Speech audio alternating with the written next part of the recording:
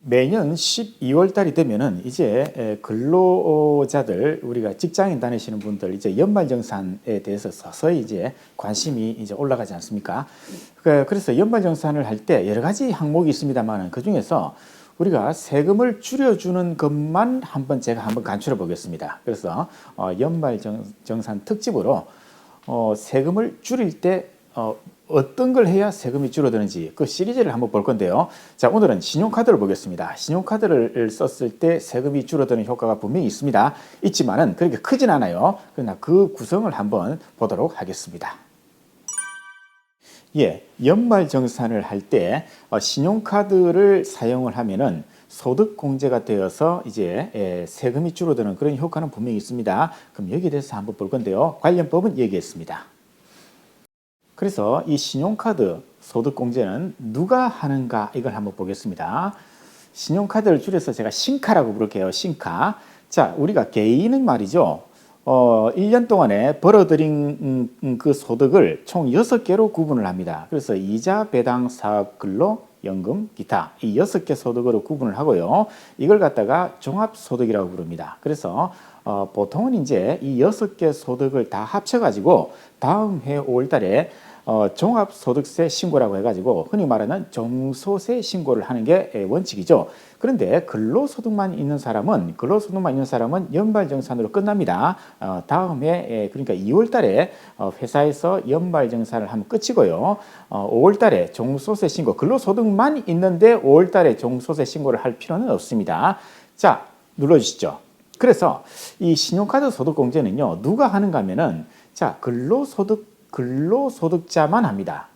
즉, 월급쟁이만 한다 이 말입니다. 이 사업소득을 하는 사람이 신용카드를 썼다. 그때는 신용카드 소득공제가 아예 안 됩니다. 그래서 이자, 배당, 사업, 연금, 기타는 신용카드 소득공제가 안 되고 오로지 근로소득자만 신용카드 소득공제를 받는다. 이렇게 되어 있습니다. 자, 신카의 종류를 보면요, 뭐 여러 가지가 있습니다. 요즘 하도 여러 가지가 새로운 카드가 등장해가지고 복잡한데, 일단은 기본적으로 신용카드, 그죠? 누구나 하나씩 가지고 있는 신용카드, 그 다음에 직불카드, 그 다음에 현금 영수증, 한 이 정도로 일단 생각을 하시면 돼요. 그 중에서 신용카드가 가장 보편적으로 사용하는 거죠. 자, 그러면은 누구 신용카드 사용한 것까지 되느냐 이 말입니다. 원칙은 본인이 쓴 신용카드에 대해서 본인이 연말정산할 때 신용카드 소득공제 받는 게 원칙인데 특이하게도 배우자가 쓴 것도 됩니다. 그리고 직계 존속 위로 올라가도 됩니다. 근데 올라가는 거는요, 본인의 부모 그리고 배우자의 부모까지도 다 됩니다. 그리고 밑으로 내려오는 거 당연히 됩니다. 자녀들. 문제는 여기서 말하는 이렇게 제가 표를 해가지고 이렇게 하는 거는 우리가 연말정산할 때 인적공제할 때 기본공제 대상자라는 게 있습니다. 기본공제 대상자. 예를 들어 가지고 배우자를 내가 기본공제 대상자로 받고 싶다. 그러면은 일단 소득을 따지죠. 그렇죠. 100만 원까지만 되죠. 배우자가 100만 원까지 소득이 있으면 가능하고요. 나이도 보통은 배우자는 나이를 안 따지만은 다른 사람들은 나이를 다 따지지 않습니까? 밑으로 가면은 20세, 위로 가면 60세 이렇게 나이를 따지는데 이 기본공제 대상자는요. 여기서 말하는 기본공제 대상자는 소득은 따집니다. 그러니까 자녀가 있다. 자녀가 있는데 자녀가 100만 원 이상 소득이 있다. 그러면 이 사람들이 안 돼요. 이 사람들이 쓴 신용카드는 내가 공제를 받을 수가 없다 이 말입니다. 그리고 나이는 그런데 따지지 않습니다. 그래서 나이는 따지지 않습니다. 나이는 따지지 않고 자녀가 다 큰 20세가 넘어가는 자녀가 신용카드를 썼다. 이것도 되긴 됩니다. 나이를 안 따진다. 소득은 따지지만 나이는 안 따진다. 그래서 아버지가 지금 현재 아버지 명의의 신용카드를 사용을 했는데 그걸 내 연말정산할 때 소득공제를 받을 수가 있다 이 말입니다. 합칠 수 있다 이 말이죠. 다만 옆으로 가는 건 안 됩니다. 형제자매, 본인의 형제자매, 배우자의 형제자매가 쓴 카드는 안 된다. 무조건 안 된다. 그래서 이렇게 직선으로 위로 올라가고 밑으로 내려가는 것까지만 가능하다는 거. 예, 그렇죠. 자, 그리고 또 하나 이제 사례를 보면요. 자, 배우자는 아까 기본적으로 신용카드 공제가 된다 그랬죠. 배우자가 사용한 신용카드를 내가 공제받는다. 가능한데 자, 결혼 전 배우자가 사용한 거. 배우자가 올해 한 6월 달쯤에 결혼을 했습니다. 결혼을 했는데 결혼하기 전에 배우자가 사용한 카드가 있더라. 이거는 어떻게 되는가? 이거는 안 된다는 겁니다. 자, 눌러주시죠. 안 되죠. 안 됩니다. 그래서 배우자가 결혼하기 전에, 나와 결혼하기 전에 배우자가 혼자 있을 때 사용한 거는 안 된다. 결혼하고 나서 사용한 것만 이렇게 공제를 받을 수가 있다는 거. 자, 두 번째는 자녀가 있습니다. 자녀가 이제 결혼을 했네요. 6월 달에 결혼을 했습니다. 그러면은 자녀가 결혼하기 전에 사용한 거는 그럼 내가 공제를 받을 수 있느냐? 눌러주시죠. 안 됩니다. 안 됩니다. 자녀가 중간에 결혼을 했다. 올해 결혼을 했다. 그러면은 이 사람이 자녀가 사용한 거는 무조건 다 제외입니다. 안 돼요. 이 사람 본인이 이제 공제를 받아야겠죠. 자기 거. 자, 그럼 이제 할부 결제를 했다. 어떻게 될까? 이겁니다. 자, 2021년도에 내가 12월 1일 날 10개월 할부로 내가 100만 원짜리를 하나 샀다. 그러면은 21년도에 내가 소득공제를 받을 거냐? 아니면은 이게 할부가 다음 달부터 이제 결제일이, 그죠? 다음 달부터 결제가 된다 그러면 다음 달에 이제 결제일 기준으로 그게 공제가 되느냐? 자, 결론은 사용일 기준입니다. 따라서 21년도에 12월 1일 날 결제한 요거, 이때 바로 그 전액이, 그죠? 10회니까 뭐 1회만 들어오고 그게 아니고 전부 다 10회 총액이, 그죠? 소득공제 대상으로 들어간다는 거. 예, 만약에 이런 경우도 있겠죠. 내가 사업소득이 있습니다. 사업도 합니다. 근데 근로소득도 있어요. 내가 다른 회사에서 취직해가지고 월급도 받고 있어요. 그러면은, 자, 이때는 동일한 개인이죠. 개인인데 신용카드를 썼다 그러면은 이쪽으로 가느냐, 이쪽으로 가느냐 문제인데요. 자, 내가 사업에 사용한 게 있겠죠. 사업에 사용한 신용카드 금액이 있겠죠. 그건 이 사업소득할 때 비용으로 들어가야 됩니다. 따라서 이게 연말정산할 때 이게 소득공제로 들어오면 안 된다 이 말입니다.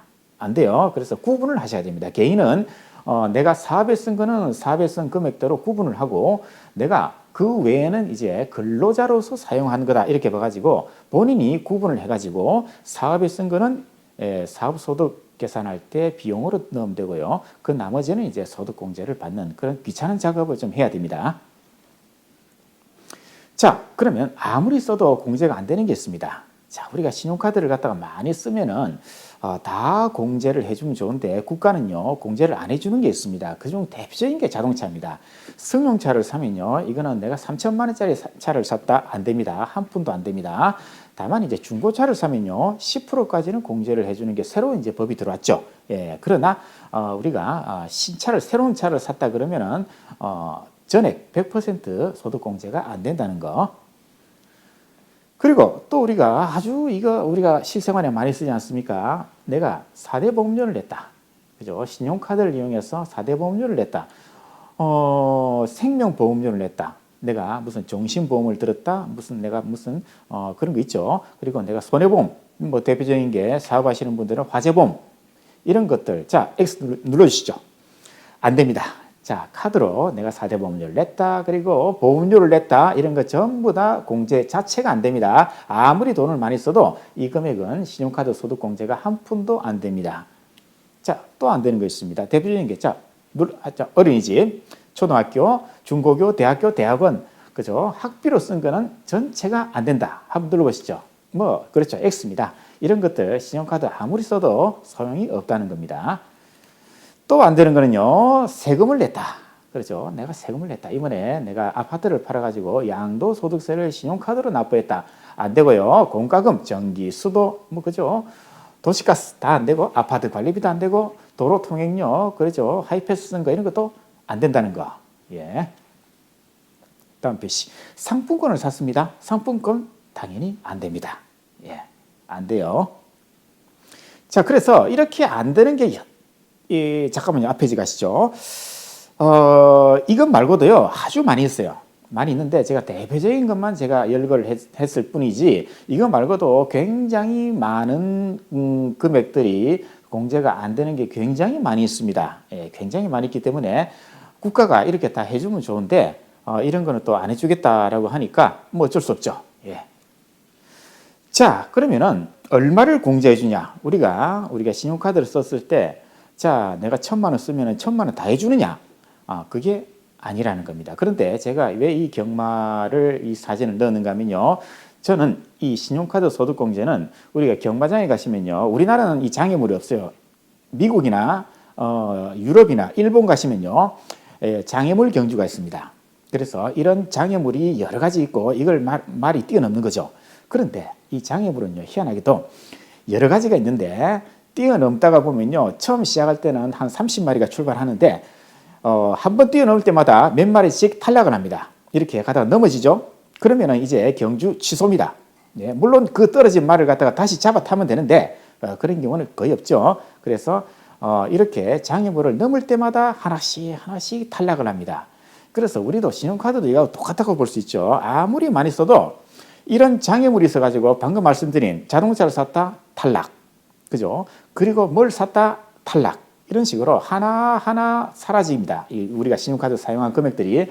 그래서 경주하고 장애물 경주하고 저는 똑같다. 이렇게 예를 들어 보겠습니다. 그래서 첫 번째 장애물이 뭔가 하면요.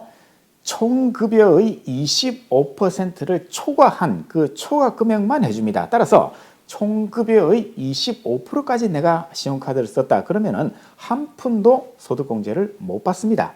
그죠? 그러면은 총급여를 알아야겠죠. 총급여. 그럼 총급여가 뭐냐면요. 일단은 회사에서 받은 거를 다 합칩니다. 전부 다 합칩니다. 거기다가 비과세 급여를 뺍니다. 비과세 급여가 우리 일반적으로 회사에서 가장 많이 발생하는 건 이겁니다. 한 달에 10대 10만 원 받았다 비과세. 그리고 자가운전 보조금 20만 원. 육아수당으로 10만 원 받는 거. 이런 게 있죠. 이런 것들은 비과세이기 때문에 내가 회사에서 받은 총액에서 이런 비과세 급여를 뺀 금액이 총급여입니다. 그럼 본인의 총급여가 얼마 되는지 한 달 이제 그 본인의 급여 명세서 받잖아요. 그걸 보시면 이제 확인이 됩니다. 그럼 총급여의 25% 초과해서 무조건 사용을 해야 된다는 겁니다. 이게 큰 장애물이 도사리고 있죠. 그래서 만약에 총급의 25%라면은 연봉이 3,600, 한 달에 300 받는 사람은요, 곱하기 25% 하면요, 900만 원입니다. 따라서 900만 원보다 더 많이 쓴 금액, 900은 사라지는 거죠. 900보다 더 많이 쓴 금액만 긁어 모아가지고 이걸 갖다가 소득공제를 해주겠다. 이런 뜻입니다. 자, 보시죠. 그래서 3,600만 원 우리가 연봉을 받더라도 첫 번째 허들이 아까 뭐랬습니까? 25% 걸러지는 거 하나 있었죠? 또 뭐 있습니까? 그렇죠. 자동차 세금, 공과금 이렇게 사용한 거는 전부 다 제외되죠. 그래서 첫 번째 하들이 이렇게 일단은 여기서 많은 금액들이 탈락을 하고요. 이걸 살아남은 금액들이 또 이쪽으로 오겠죠? 그 중에서 25%, 900만 원이 또 사라지는 거죠. 그래서 이 두 가지 이 허들을 뛰어넘은 그 금액들이 이제 겨우 살아남은 금액들이 있을 거 아닙니까? 그럼 이 금액은 또 다 해주느냐? 아직 끝이 아닙니다. 여기서 또 많은 그 금액들이 사라지는 장치를 해놨어요. 자, 그게 뭔가 하면요. 이렇게 되어 있습니다. 쳐다보기만 해도 아주, 그죠? 쳐다보기 싫어요. 복잡해요. 자, 우리가 신용카드든 뭐든 간에 우리가 이렇게 분야를 사용 영역을 정해놨습니다. 전통시장. 내가 신용카드를 가지고 전통시장에서 물건을 샀다. 아니면 전통시장에서 현금 영수증을 받았다. 아니면 직불카드로 전통시장에서 물건을 샀다. 어쨌든 전통시장에서 사용한 총액 곱하기 40%만 해줍니다. 대중교통 40%, 문화활동은요, 뭐 내가 책을 샀다, 아니면 신문 구독을 했다, 아니면은 내가 뭐 연극을 보러 갔다, 이런 문화활동 있잖아요. 그 활동의 40%입니다. 자, 직불카드 현금 영수증은 또 사용금액의 30%까지 해주고요. 가장 중요한 거 신용카드는요 15%밖에 안 돼요. 내가 1,000만 원 썼는데 15%니까 150만 원밖에 공제 대상 금액이 안 된단 말입니다. 아까 1단계, 2단계 그 어려운 관문을 통과한 금액들이 여기 모여가지고 그 중에서 40%, 30%, 15% 이렇게 해가지고 대부분은 다 나가 떨어지는 거죠. 그래서 요 금액들이 살아남아가지고 이제 공제금여로 가는데 그 중에서 추가 공제라는 게 새로 들어왔죠. 그래서 작년보다 더 쓴 거에 대해서 일정 금액을 더 해주는 혜택이 있습니다.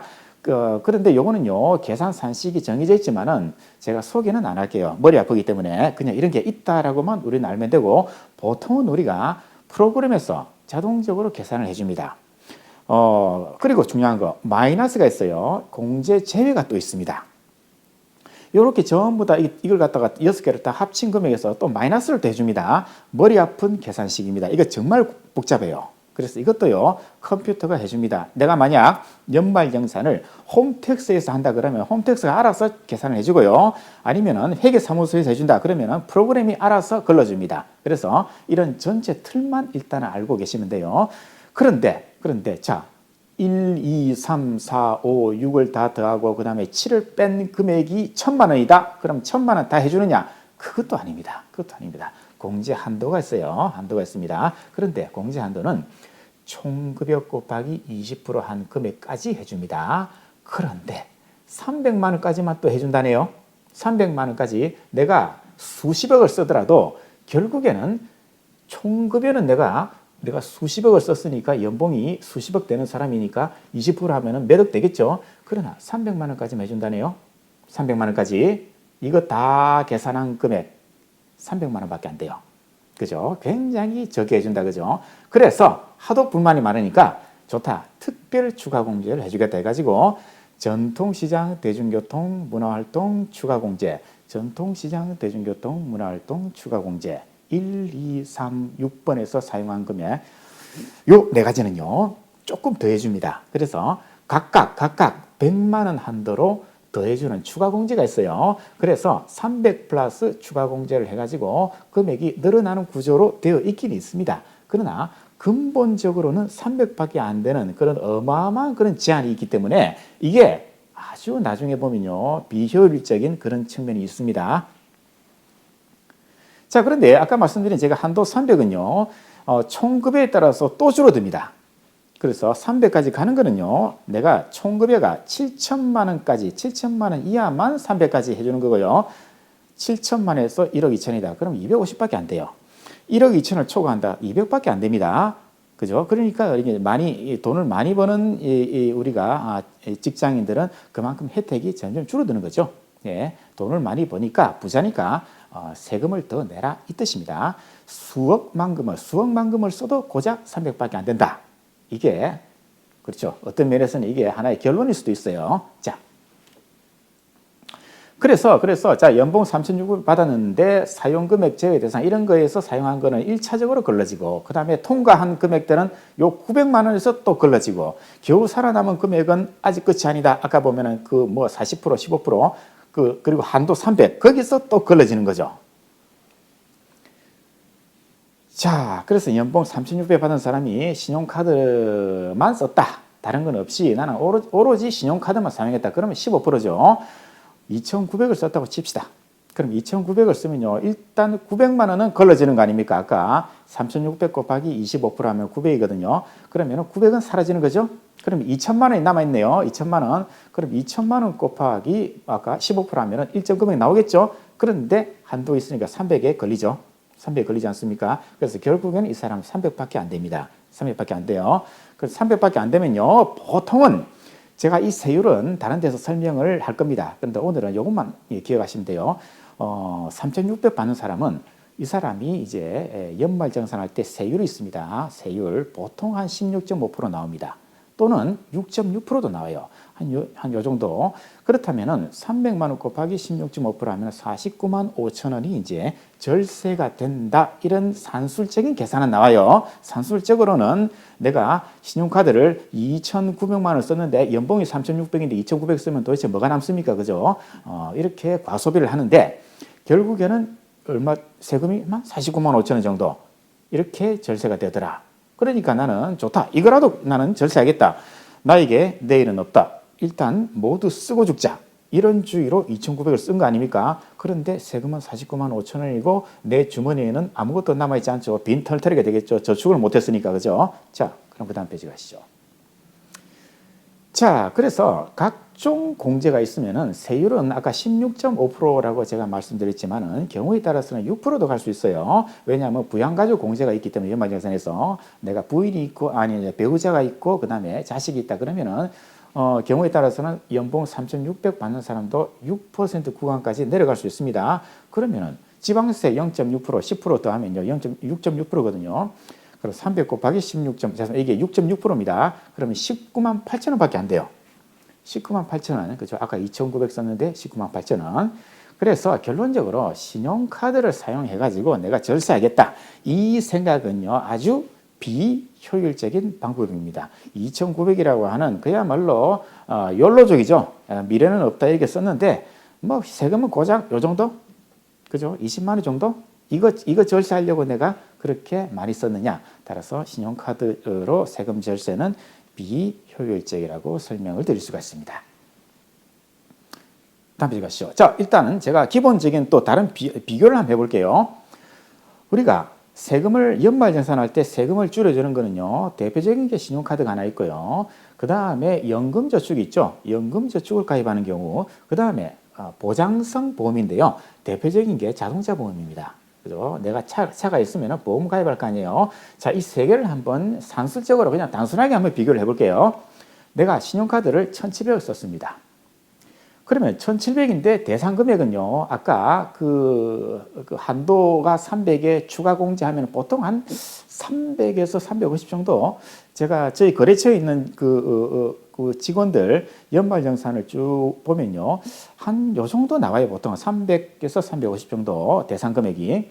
그러면 절세 금액이 요거 곱하기 뭐 예를 들어서 16.5%다. 세율을 16.5% 봤어요. 그럼 한 57만 원 정도 이게 되거든요. 그러면은 연금저축을 보면요. 1년에 400을 넣을 수가 있고요. 400만 원 전액에 대해서 이제 공제 대상 금액이고 연금저축은 공제율이 이건 세율이고요. 이거는 공제율이 일률적으로 16.5% 정해져 있습니다. 연봉 3,600일 때. 그러면은 자 66만 원 나옵니다. 400 곱하기 16.5%하면 66만 원. 그죠? 이게 더 크네요. 연금저축이. 자동차 보험은요. 자, 이것도 일률적으로 13.2%입니다. 이거는. 그럼 100만 원 내가 보험 가입했다. 그러면은 13만 2천 원 정도 절세가 된다 그러죠. 자, 그러면은 1,700만 원 대비 57만 7천 원. 몇 퍼센트냐 봤을 때 3.4%. 1,700만 원 중에서 3.4%가 절세되고 요거는요. 400만 원 중에서 66만 원 하면 16.5%입니다. 요거는요. 100만 원 곱하기 100만 원에 13만 2천 원이니까 13.2%. 당연히 요거가 똑같죠. 이거 똑같은 율입니다. 그럼 보시면요. 내가 이렇게나 많이 썼는데 3.4%, 고작 3.4%.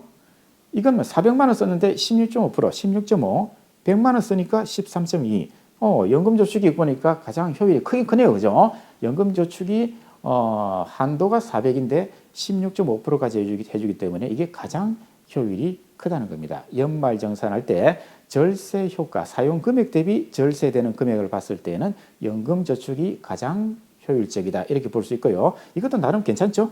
이것도 나름 괜찮아요. 신용카드가 말이죠. 가장 비효율적이죠. 그죠? 이렇게나 많이 썼는데도 요거밖에 안 됩니다. 따라서 신용카드는 상당히 비효율적인 그런 수단이다. 이렇게 이제 볼 수가 있습니다. 예, 신용카드를 사용한 게 아주 비효율적이다. 왜 그런 비효율적이냐면요. 결국에는 사용한 금액을 전부 다 안 해주기 때문에 그렇잖아요. 자, 그러면은 그 이유를 좀 알아야 됩니다. 신용카드 공제 목적은요. 이런 미묘한 관계가 있습니다. 자, 구매자는요. 이 사람은 우리가 일반 직장인입니다. 이거는 이제 우리가 물건을 파는 사람이다. 뭐 온라인 쇼핑몰에 우리가 물건을 삽니다. 그럼 신용카드 결제를 하겠죠. 그죠? 결제를 하면은 우리는 카드 회사로부터 뭐 포인트라든가 마일리지라든가 어떤 각종 할인이라고 하는 혜택을 받잖아요. 그러니까 우리는 직장인들은 죽기 살기로 신용카드를 쓰는 거 아닙니까? 그죠? 우리는 내가 혜택을 받기 위해서. 그리고 이 사용 금액에 대해서 그렇죠. 연말 정산할 때 소득공제를 받잖아요. 따라서 우리 직장인은요. 신용카드를 사용함으로써 두 가지 혜택을 받고 있죠. 카드 회사가 제공하는 이런 포인트 할인을 첫 번째 받고 두 번째 연말정산할 때 소득공제로 절세되는 그런 혜택을 두 가지를 받고 있습니다. 그렇기 때문에 우리 구매자 즉 직장인은 죽기 살기로 카드를 쓰는데 카드를 쓰는 순간 어떻게 되는가 하면요. 카드 회사의 이 매출이 다 이게 전산 등록이 되죠. 그럼 이 자료가 국세청으로 넘어갑니다. 국세청으로 넘어가요. 그대로 넘어갑니다. 카드를 우리가 지직 사용하는 순간 이 모든 데이터는 카드 회사에 집결이 되고 이게 국세청으로 넘어가죠. 그런데 이 판매자는요. 이 카드 사용한 거에 대해서 부가가치세 신고를 해야 돼요. 부가가치세 신고를 합니다. 그러면은 여기에서 우리 사용한 금액의 10%를 갖다가 이 사람으로부터 부가세를 받거든요. 그걸 갖다가 부가세 신고를 합니다. 신고를 하죠. 그러면 요 신고된 금액하고 여기서 들어오는 금액하고 정확하게 일치를 합니다. 그럼 국세청은 이걸 갖다 상호 체크를 해가지고 이 사람이 만약 신고를 안 했다. 그러면은 이 사람한테 이제 신고 똑바로 하라고 연락이 갑니다. 그래서 이 사람은 어쩔 수 없이 여기 데이터가 다 넘어왔기 때문에 정확하게 신고를 하죠. 그러면은 매출이 노출이 됩니다. 매출이 노출이 돼요. 왜? 그죠? 여기서 전산 자료가 그대로 넘어가기 때문에 한 푼도 매출을 누락할 수가 없어요. 그죠? 그렇죠. 그래서 국가 입장에서는요, 직장인들, 구매자, 특히 직장인들한테 열심히 카드 좀 쓰라 그럽니다. 카드 쓰라고 엄청나게 홍보를 했어요. 그렇게 하면서 연말정산 소득공제를 해줄 테니까 카드를 더 많이 써. 이런 목적으로, 즉 판매자의 매출을 노출시키기 위해서, 탈세를 방지하기 위해서 이렇게 직장인들한테 연말정산 소득공제라고 하는 당근을 준 겁니다. 그런데 어떻습니까? 지금은 어떻습니까? 그렇죠. 카드 안 쓰는 사람 없잖아요. 카드가 거의 필수품이 됐잖아요. 따라서 국가가 야, 너 카드 좀 많이 써라고 안 해도 얘가 미친 듯이 그저 카드 회사가 발급한 여러 가지 카드를 비교해 가지고 자기한테 맞는 카드를 사용을 하잖아요. 요즘 현금 쓰는 사람 없죠. 그래서 이제 판매자의 매출 노출이라고 하는 그런 큰 목적은 이제 120% 달성이 됐어요. 달성이 됐기 때문에 더 이상 이걸 해줄 필요가 없단 말입니다. 국가 입장에서는. 그렇기 때문에 연말정산 소득공제도 찔끔찔끔 그렇게 100% 더 안 해주는 겁니다. 그렇죠? 그리고 이거는 조만간에 폐지가 될 겁니다. 조만간에 폐지가 될 운명이 있습니다. 왜? 다음 페이지 가시죠. 그렇죠. 신용카드 소득공제는 이미 수명이 다 있습니다. 그렇죠. 직장인들이 미친 듯이 카드를 쓰기 때문에 이제 더 이상 판매자의 매출을 갖다가 확인하기 위해서 더 이상 카드를 쓰라고 이렇게 장려할 필요가 없다는 겁니다. 그래서 국가입니다. 국가는 이제 여차하면은 이 신용카드 소득공제 없을 거야. 이게 국가의 생각이죠. 그리고 얼마 전에도 신용카드 소득공제 폐지한다고 했다가 수많은 직장인들로부터 철퇴를 맞고 존속은 시켰지만은 국가의 생각은 언젠가는 없애겠다. 이런 뜻이 있습니다. 국가가 세금을 할인해 줄 때는 반드시 이유가 있습니다. 절대로 공짜로 안 해줍니다. 그래서 신용카드는 이렇게 판매자의 매출을 잡기 위해서 이렇게 혜택을 주는 거고, 연금저축은 말이죠. 미래의 연금을 갖다가 국가가 이제 100% 보장을 못 해주기 때문에 근로자가 알아서 연금을 준비하라. 이런 뜻에서 혜택을 주는 거고요. 보장성보험 이런 거는 사실 말해서 그죠. 국가가 모든 걸 보장을 해줘야 되는데 국가가 재정 상태가 안 되니까 자동차 보험도 마찬가지죠. 너 생명은 본인이 지켜. 이런 뜻에서 이제 공제를 해주는 거 아니겠습니까? 그런데 여러 가지 공제 중에서 절세 혜택 중에서 이 신용카드는 다시 말해서 아주 비효율적입니다. 그래서 그냥 내가 필수적으로 내가 사용해야 되니까 사용을 할 때는 상관없지만은 세금을 줄여주는 역할도 있더라. 그래서 나는 신용카드를 많이 써야겠다. 이 자체는 잘못된 생각이고요. 물론 요즘에는 그렇게 생각하는 사람이 별로 없죠. 왜냐하면 신용카드 자체가 현금을 대신해서 이제 신용카드를 쓰는 사람이 많기 때문에 그런 효과는 없지만은 결론적으로 보면은 신용카드는 그렇게 절세에 좋은 거는 아니다. 이렇게 이제 볼 수가 있습니다.